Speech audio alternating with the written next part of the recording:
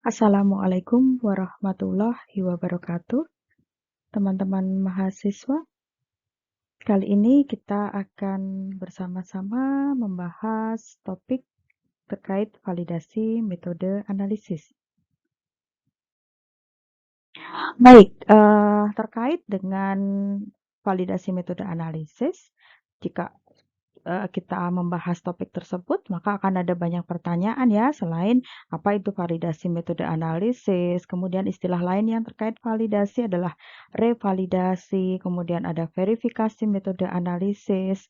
Mungkin juga akan muncul pertanyaan mengapa metode analisis itu harus divalidasi, kemudian muncul pertanyaan metode analisis yang bagaimana yang harus divalidasi. Apakah sebuah metode analisis pada saat akan digunakan harus dilakukan validasi? Kemudian, apakah perlu dilakukan verifikasi ya pada saat mau digunakan pada kondisi aktual atau kondisi operasional atau kondisi penggunaan yang sebenarnya, misalnya dilakukan untuk di laboratorium.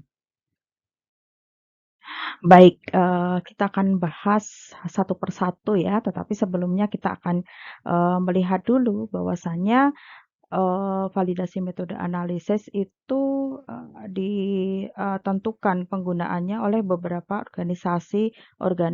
Di antaranya adalah ada ISO ya, ISO dengan ditetapkannya ISO 17025. Ya, ini adalah terkait dengan laboratorium. Kemudian ada organisasi yang lain seperti Association of Official Analytical Chemists, kemudian American Society for Testing and Materials, International Laboratory Accreditation Corporation. Jadi alangkah pentingnya validasi metode analisis untuk dilakukan pada saat kita akan menggunakan metode analisis tersebut untuk tujuan pengujian. Baik, yang pertama kita bahas dulu tentang definisi dari validasi metode analisis. Jadi, di sini dijelaskan bahwa validasi metode analisis itu adalah proses pembakuan suatu metode analisis dengan cara studi laboratorium agar karakteristik metode dapat memenuhi syarat untuk penggunaan analisis yang dimaksud. Jadi membakukan metode analisis. Jadi metode analisis yang akan digunakan tersebut belum baku, belum sesuai standar, belum merupakan metode standar yang ada di kompendial. Jadi kalau kita mau menggunakan metode analisis yang bukan berasal dari kompendial atau buku standar, atau dikatakan non-kompendial method, maka kita perlu lakukan validasi metode analisis. Bagaimana caranya? Tentu saja adalah dengan berlaboratorium, dengan mengujinya di laboratorium.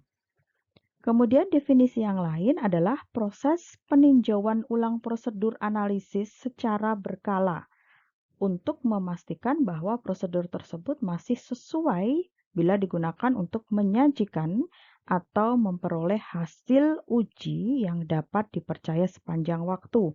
Jadi pada saat suatu prosedur analisis begitu digunakan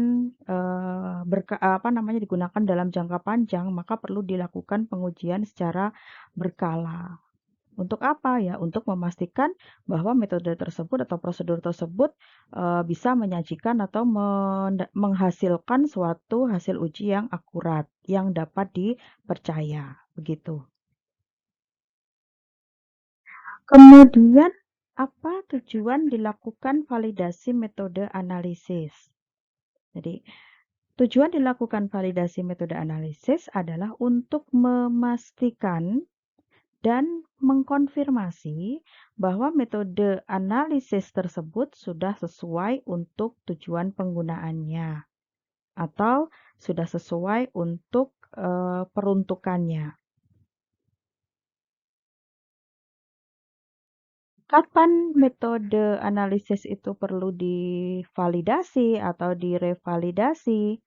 Ada beberapa alasan kenapa suatu metode analisis perlu dilakukan validasi. Yang pertama adalah jika metode analisis tersebut merupakan metode yang tidak baku atau dikatakan sebagai non-compendial method, yaitu metode tidak resmi atau metode yang tidak berasal dari kompendial atau Farmakope Indonesia dan buku standar yang lainnya seperti USP, begitu ya, British Pharmacope dan seterusnya. Kemudian metode tersebut akan diterapkan untuk penggunaan rutin di laboratorium. Kemudian metode perlu divalidasi jika kondisinya berubah dilihat dari tujuan metode tersebut divalidasi. Misalnya ada perbedaan karakteristik di dalam suatu instrumen yang digunakan. Kemudian metode perlu divalidasi jika metode tersebut merupakan metode baku yang digunakan adanya perubahan dari lingkup awal metode tersebut. Ya, jadi berubah, metode baku yang berubah atau dimodifikasi. Kemudian jika di suatu industri farmasi, misalnya di bagian kontrol kualitas atau QC, quality control, itu mengindikasikan bahwa metode baku yang digunakan tersebut sudah berubah dengan berubahnya waktu.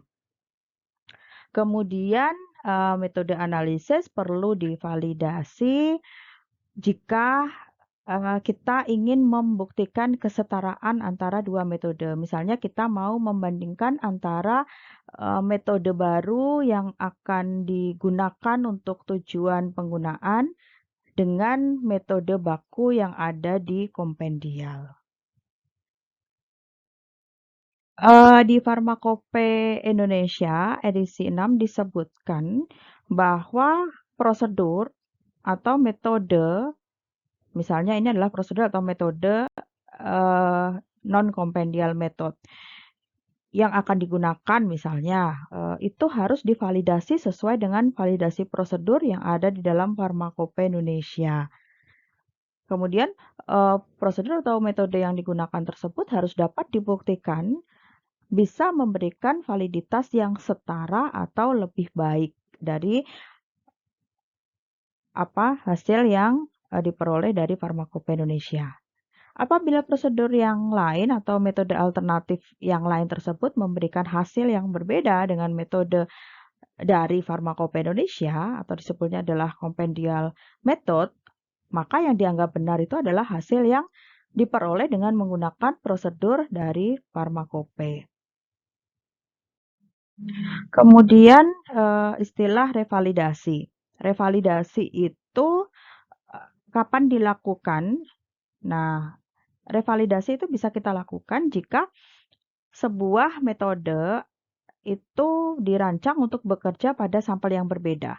Misalnya, pada saat kita mau menganalisis metode tersebut sebenarnya diperuntukkan untuk pengujian pada urin, tetapi ini akan diterapkan untuk sampel darah misalnya. Nah, ini dilakukan namanya revalidasi.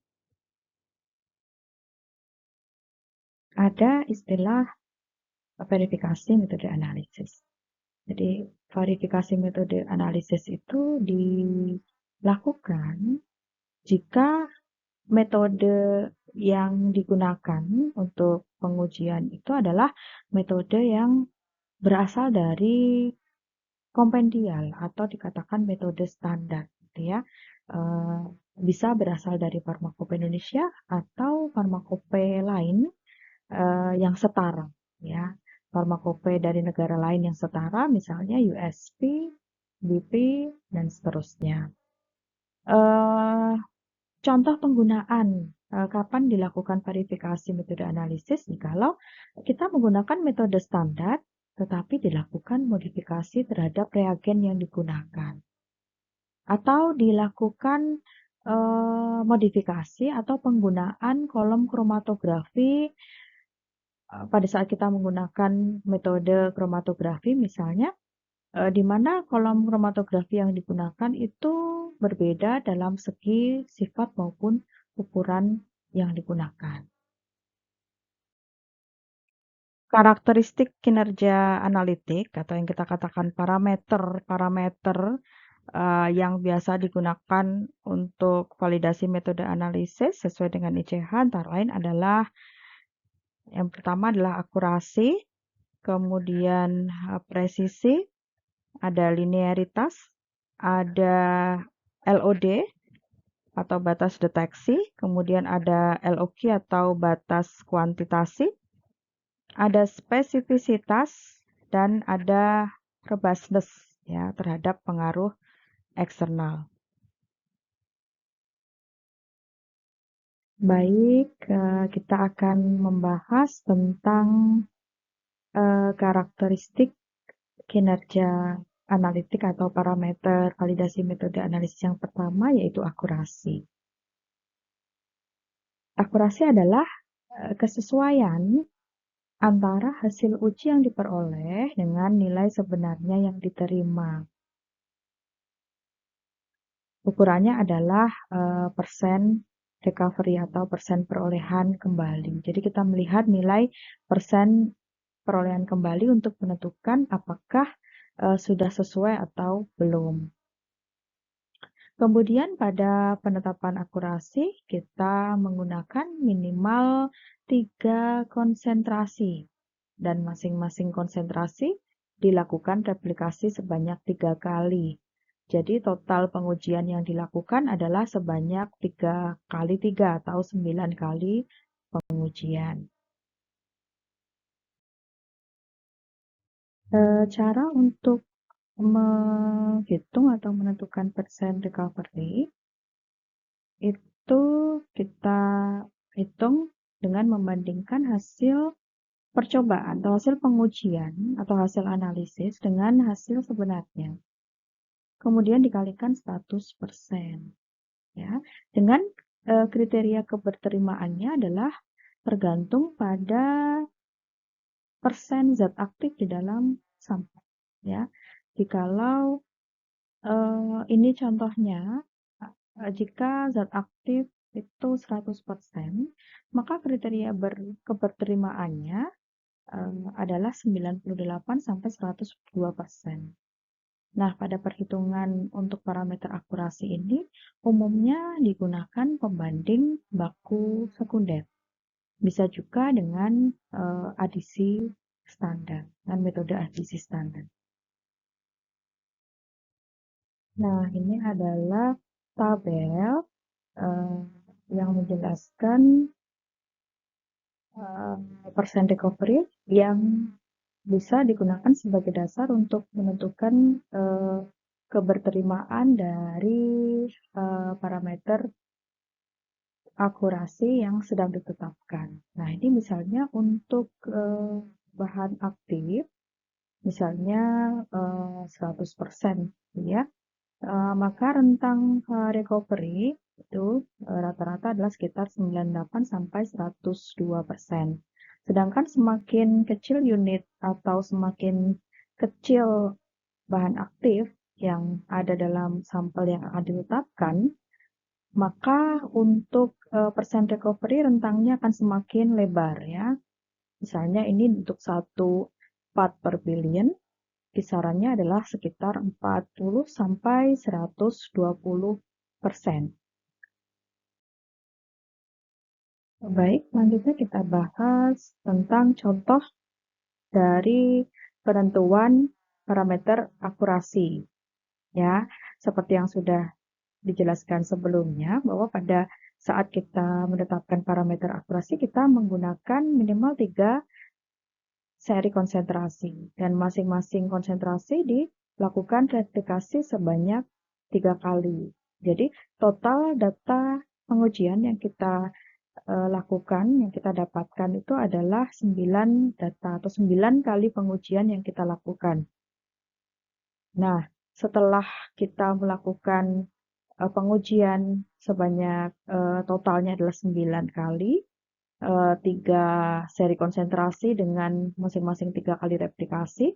Nah, kebetulan yang ada di sini adalah contoh hasil pengujian dengan metode spektrofotometri UV visible yang didapatkan berupa nilai absorbansi, gitu ya.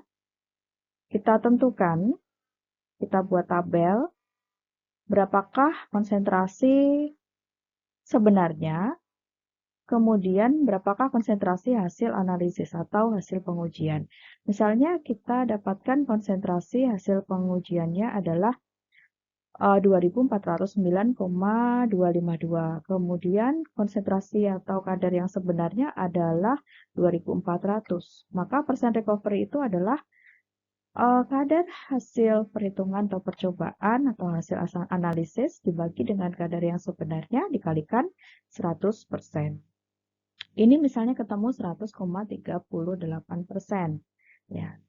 Kemudian kita hitung masing-masing dan untuk 3 kali replikasi kita bisa lakukan rata-rata. Apakah dia memenuhi kriteria ataukah tidak? Kita lihat dari zat aktif ya. Zat aktif dan kita bandingkan pada tabel tadi ya. Kalau zat aktif 100% artinya kriterianya adalah sekitar 98-102%. Di kisaran 100,38% berarti dia memenuhi kriteria keberterimaan dari akurasi. Atau bisa dikatakan kalau seperti ini berarti dia metodenya akurat. Seperti itu. Tetapi kalau kita dapatkan hasil yang di luar berarti dia tidak memenuhi kriteria keberterimaan. Artinya kalau keseluruhan ini kita lihat, berarti metode analisis itu tidak sesuai untuk penetapan kadar dari sampel atau senyawa atau bahan atau material yang bersangkutan. Selanjutnya, karakteristik kinerja analitik atau parameter variasi metode analisis berikutnya atau yang nomor 2 itu adalah presisi. Presisi itu kita bisa definisikan sebagai derajat repeatabilitas atau keterulangan serta reprodusibilitas atau ketertiruan suatu metode analisis di bawah kondisi operasi normal atau merupakan ukuran kemampuan suatu metode untuk mendapatkan hasil yang reproducible. Bisa kita katakan merupakan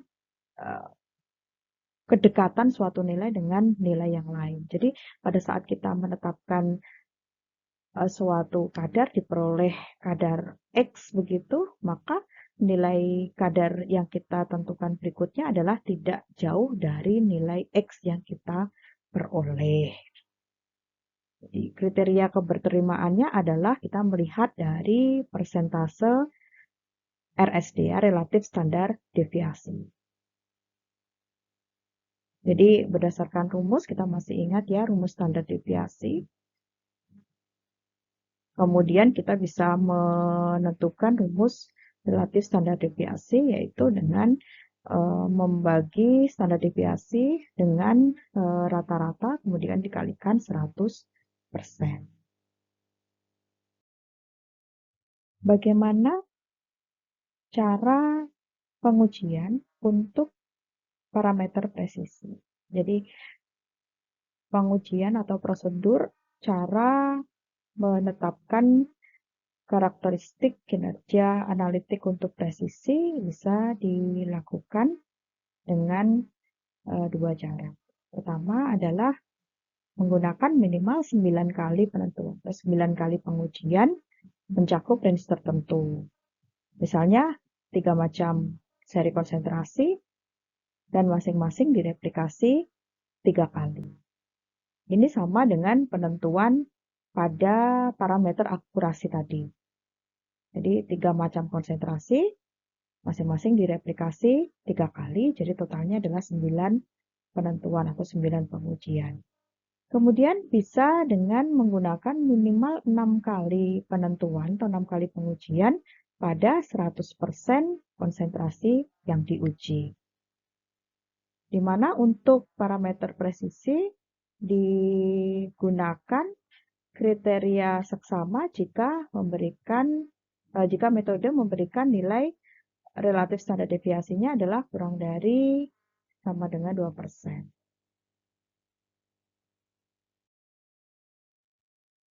Presisi dapat dinyatakan sebagai keterulangan atau repeatability, kemudian presisi antara atau intermediate precision, dan ketertiruan atau reproducibility.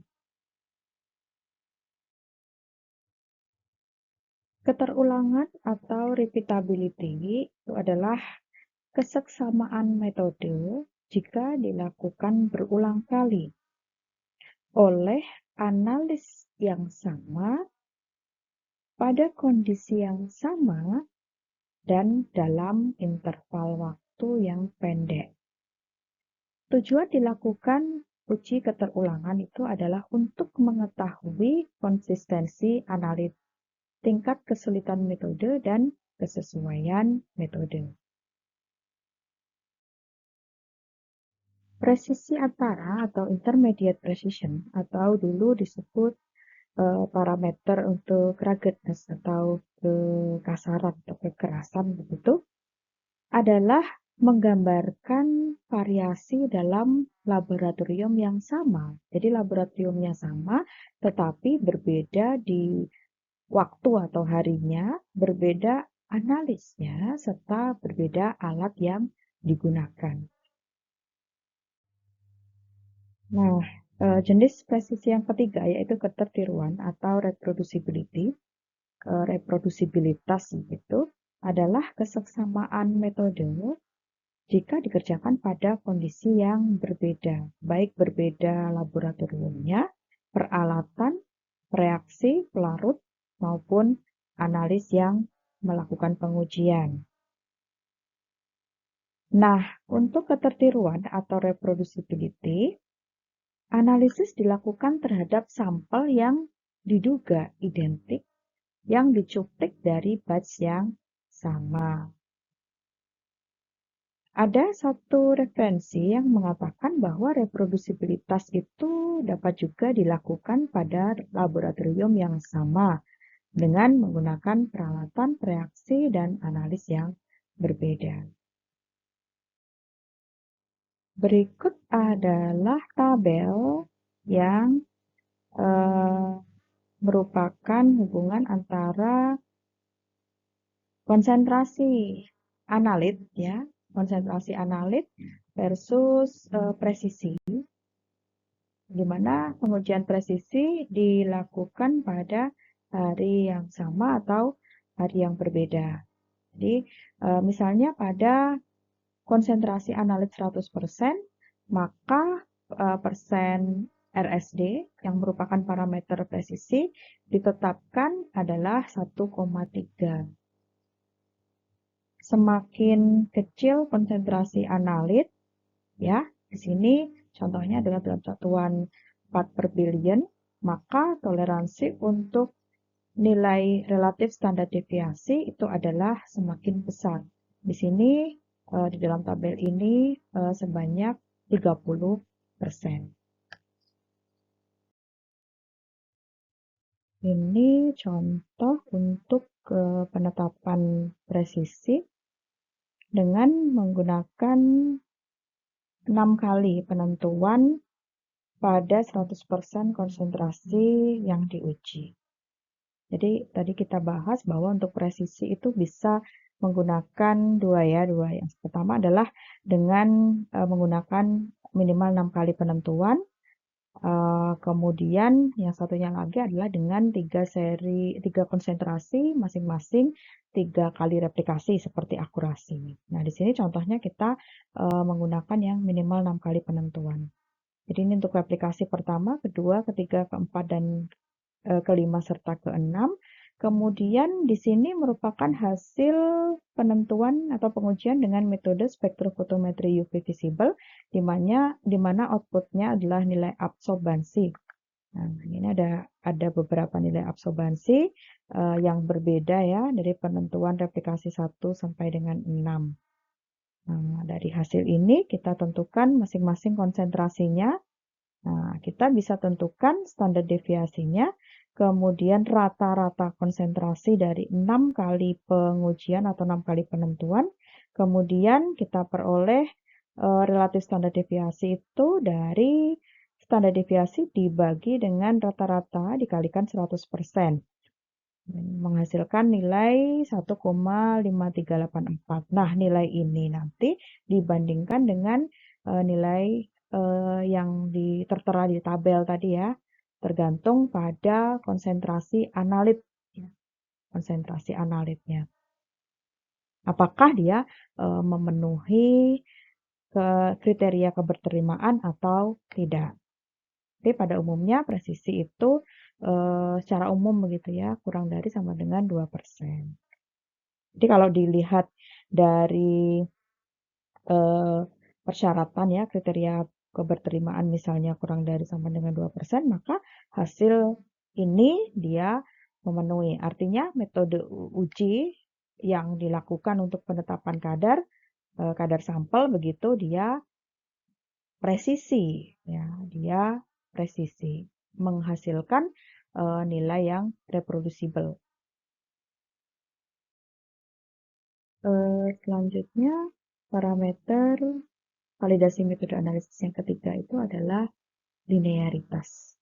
Di mana linearitas itu adalah kemampuan metode analisis untuk memberikan respon proporsional terhadap konsentrasi analit dalam sampel. Bisa berupa absorbansi untuk penetapan dengan metode spektrofotometrik, kemudian luas area atau tinggi puncak untuk penetapan dengan metode kromatografi. Contohnya kromatografi cair kinerja tinggi. Sebagai parameter adanya hubungan linear, maka kita bisa gunakan koefisien korelasi atau simbolnya adalah R. Yang kita pada analisis regresi linier Y sama dengan A plus BE. Di mana hubungan linear yang ideal itu bisa dicapai jikalau nilai R itu 1 ya, bisa plus 1 atau minus 1 bergantung pada arah garis. Kemudian nilai B itu sama dengan 0. Sedangkan nilai A ini menunjukkan kepekaan analisis terhadap instrumen yang digunakan. Bagaimana prosedur untuk pengujian parameter linearitas? Nah, prosedurnya adalah kita menggunakan minimal 5 konsentrasi dari zat standar atau baku. Nah, 5 seri konsentrasi dari zat baku atau zat standar tersebut bisa kita peroleh dari pengenceran larutan induk. Jadi kita membuat larutan induk, misalnya larutan induk 100 ppm, lalu kita membuat 5 seri konsentrasi dari mengencerkan dari 100 ppm itu ke konsentrasi-konsentrasi di bawahnya, atau yang konsentrasi yang lebih kecil. Atau bisa juga kita membuat 5 seri konsentrasi tersebut dari masing-masing ditimbang dari zat standar. Artinya dari 5 konsentrasi 1 misalnya dia mulai dari nimbang, kemudian melarutkan. Kemudian konsentrasi 2 ditimbang, lalu dilarutkan, dan seterusnya sampai dapat 5 konsentrasi.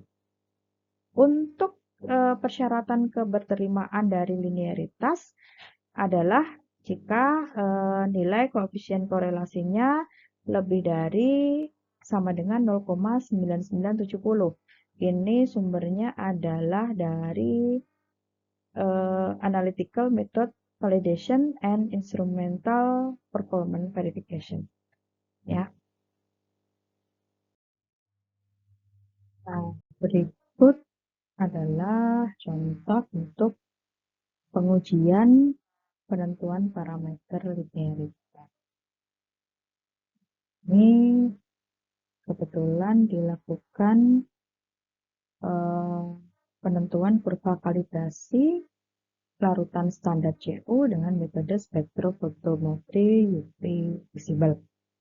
Nah, di sini dapat kita lihat bahwa nilai R-squared-nya yang dihasilkan adalah 0,998 dengan persamaan regresi linearnya y sama dengan 0,038x minus 0,001 ya. Di sini dari grafik yang bisa kita lihat ini dapat disimpulkan bahwa dia memenuhi kriteria keberterimaan. Ya, artinya kinerja metode yang digunakan untuk tentang konsentrasi yang diukur ini sangat baik. Itu. Nilai R square-nya 0,998 lebih dari 0,997. Kemudian nilai B-nya 0, ya, juga cukup bagus. Selanjutnya parameter LOD dan LOQ. Kita bahas LOD dulu, ya. LOD itu, Least Count Detection, itu adalah jumlah terkecil analit dalam sampel yang dapat dideteksi yang masih memberikan respon signifikan dibandingkan dengan blanko. Untuk perhitungan LOD itu tidak perlu tepat dan teliti. Nah, LOD biasanya digunakan untuk parameter uji batas. Sedangkan LOQ itu adalah, atau limit of quantization itu adalah kuantitas terkecil dari analit dalam sampel yang masih dapat memenuhi kriteria cermat dan seksama. Kalau LOQ harus teliti. Ada 3 cara untuk menentukan LOD dan LOQ. Yang pertama, bisa menggunakan parameter sinyal to noise. Kemudian dengan penentuan blanko, dan yang terakhir adalah dengan menggunakan kurva kalibrasi. Untuk cara penentuan yang pertama, melalui parameter sinyal to noise. Nah, di sini ditentukan puncak ke puncak noise yang ada di sekitar waktu retensi dari analit diukur. Jadi waktu retensi kita lihat, kemudian dilihat puncak ke puncak noise. Nah, di sini konsentrasi analit yang akan menghasilkan sinyal sama dengan nilai tertentu dari kebisingan untuk sinyal rasio diperkirakan. Kebisingan atau noise besarnya dapat diukur secara manual pada printout kromatogram atau dengan auto integrator dari instrumen. Kemudian sinyal to noise ratio atau rasio sinyal ke kebisingan atau S/N dari 3 umumnya diterima untuk memperkirakan LOD, dan rasio sinyal to noise dari 10 itu digunakan untuk LOQ.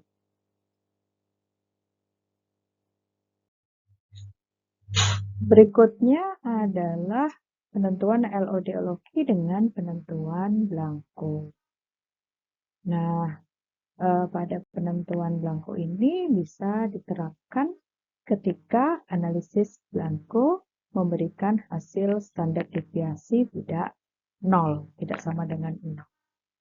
Kemudian LOD dinyatakan sebagai konsentrasi analit yang sesuai dengan nilai blanko sampel ditambah 3 standar deviasi.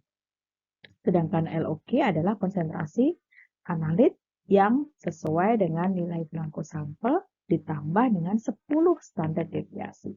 Jadi di sini LOD sama dengan X itu adalah konsentrasi rata-rata Blanco ditambah 3 kali standar deviasi dari Blanco.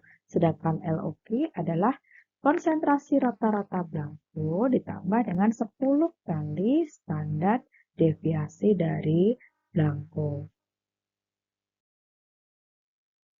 Dan cara penentuan LOD LOQ ya. Ketiga itu adalah dengan kurva kalibrasi. Di sini diasumsikan bahwa respon instrumen Y berhubungan linier dengan konsentrasi X standar. Jadi responnya di sumbu Y berhubungan linier dengan konsentrasi yang ada di sumbu X untuk standar dan untuk rentang yang terbatas konsentrasi. Ini biasanya dinyatakan dengan model persamaan regresi linier ya sama dengan Bx plus A atau A plus Bx. Model ini digunakan untuk menghitung sensitivitas B dan LOD dan LOQ. Untuk LOD rumusnya adalah 3 kali standar deviasi dibagi dengan slope. Kemudian LOQ adalah 10 kali standar deviasi dibagi dengan slope. Slope itu adalah nilai B di sini ya.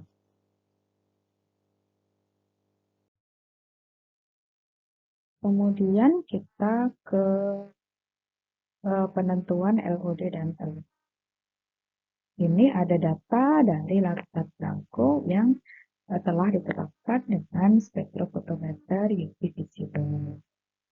Ini ada data dari nomor 1 sampai 10, kemudian itu adalah respon terhadap alat berupa absorbansi, nilai absorbansi, dan X itu adalah konsentrasi Blanco.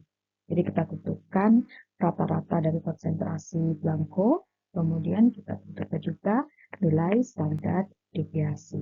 Kita masukkan ke dalam rumus untuk menentukan batas deteksi dan batas kuantitasi. Untuk batas deteksinya, dengan cara masukkan ke dalam rumus bahwa LOD atau batas deteksinya adalah rata-rata konsentrasi Blanco ditambah 3 SD, sedangkan LOQ adalah rata-rata konsentrasi Blanco di sini ditambah dengan 10 SD. Mendapatkan nilai LOD-nya sebesar 0,0231 mg per liter dan LOQ-nya adalah 0,0242 mg per liter. Kemudian parameter validasi metode analisis yang kelima itu adalah spesifisitas atau selektivitas. Jadi definisi dari parameter ini ya, spesifisitas atau selektivitas itu adalah kemampuan metode analisis untuk membedakan senyawa yang diuji dengan derivat atau metabolitnya. Atau bisa juga diartikan kemampuan metode analisis untuk mengukur analit yang diinginkan di dalam campuran matrik. Jadi ini untuk keperluan membedakan senyawa atau mengidentifikasi senyawa dari campuran. Misalnya demikian. Kita akan mengambil contoh misalnya di metode analisis HPLC atau KCKT begitu ya, di kromatografi cair kinerja tinggi. Ini untuk kemampuan apakah dia bisa membedakan senyawa yang diuji dalam suatu campuran, ini bisa digambarkan dengan melihat nilai resolusinya. Nilai resolusi dikatakan bagus jika lebih dari 1,5 setelah dilakukan perhitungan dengan rumus resolusi sama dengan 2 kali waktu retensi senyawa 2 dikurangi waktu retensi senyawa 1 dibagi dengan lebar puncak 2 ditambah dengan lebar puncak pertama. Kemudian kalau kita melihat dari metode spektrofotometri, jadi kemampuan membedakan senyawa yang diuji dari campuran atau dari derivat atau metabolitnya adalah dengan melihat nilai absorban. Ya, nilai absorban ini dia dilihat atau diukur pada lambda Mach dengan menggunakan pelarut yang terpilih. Dengan harapan tidak ada gangguan dari senyawa yang lain atau dari matrix.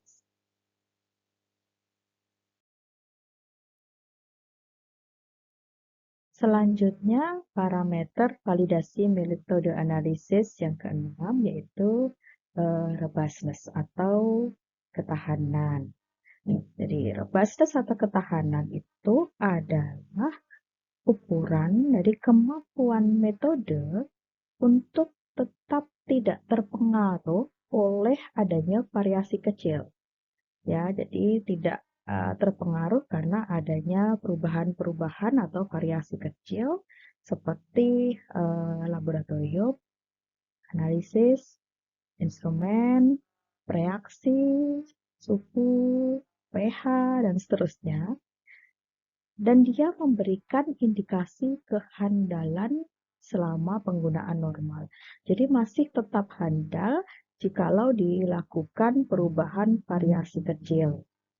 Contohnya, ya, untuk menunjukkan ketahanan prosedur HPLC misalnya, bisa dilakukan variasi terhadap komposisi organik dari fase gerak. Kemudian bisa pH fase gerak. Kemudian bisa merubah temperatur kolom. Nah, perubahan atau variasi yang dilakukan ini adalah untuk menguji kemampuan metode di mana harapannya adalah metode tersebut tidak terpengaruh dengan perubahan atau variasi yang dilakukan.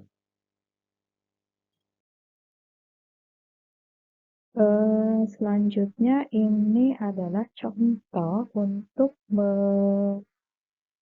melakukan pengujian ketahanan terhadap suatu metode analisis. Jadi,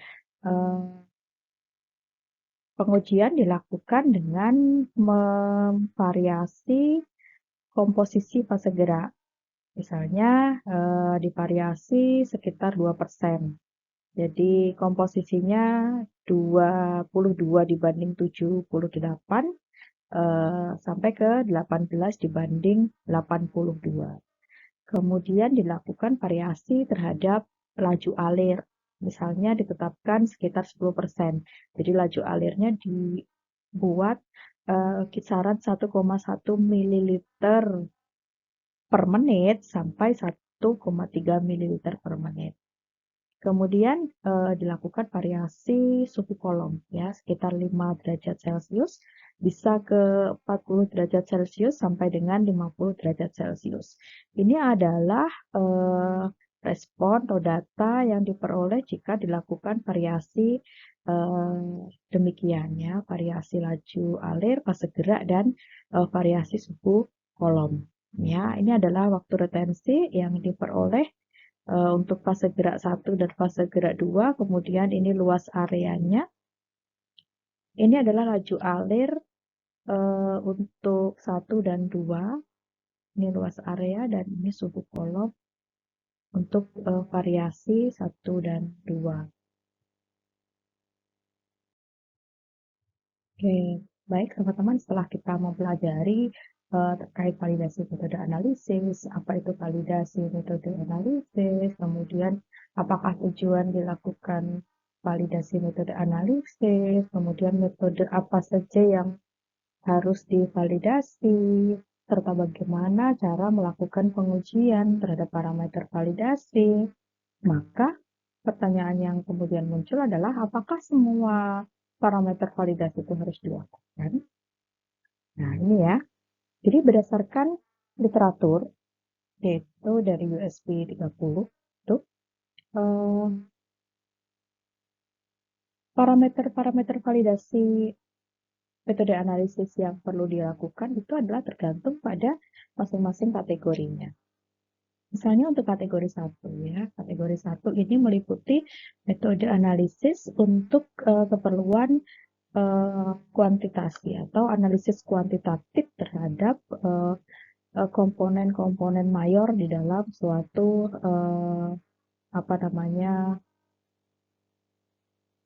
sediaan jadi atau finished pharmaceutical product, bisa berupa drug substances atau active ingredient. Jadi menetapkan kadar zat aktif dalam suatu produk jadi. Ini perlu dilakukan parameter validasi metode analisis, mungkin kecuali adalah limit of detection LOD dan limit of quantitation atau LOQ. Nah, mungkin agak sedikit berbeda dengan analisis kuantitatif untuk kategori yang kedua. Kategori yang kedua itu adalah metode analisis untuk determinasi ketidakmurniannya di dalam suatu sediaan. Misalnya terjadi senyawa hasil degradasi, atau bisa juga termasuk dalamnya adalah uji batas, begitu ya, batas 4 aminofenol dalam paracetamol misalnya. Itu semua dilakukan kecuali LOD. Nah, ini nanti akan berbeda cerita jikalau kategorinya hanya berupa uji kualitatif atau identifikasi tes. Nah, ini tidak melakukan parameter-parameter yang lain, hanya melakukan parameter spesifisitas atau selektivitas. Kemudian untuk tanda-tanda bintang ya yang ada di tabel ini ya, misalnya untuk limit test pada akurasi dan pada uji untuk kategori ketiga begitu. Di sini ini bisa saja diperlukan. Bisa diperlukan artinya tidak harus ya, bisa diperlukan. Ini tergantung pada sifat ujinya. Kita balikkan lagi kepada sifat uji. Begitu teman-teman untuk penjelasan terkait dengan parameter apa saja yang harus dilakukan untuk keperluan validasi metode analisis. Oke, baik, demikian teman-teman penjelasan saya terkait dengan validasi metode analisis. Semoga apa yang saya sampaikan bermanfaat untuk teman-teman semua. Terima kasih atas perhatian teman-teman. Sampai jumpa pada topik-topik berikutnya. Assalamualaikum warahmatullahi wabarakatuh.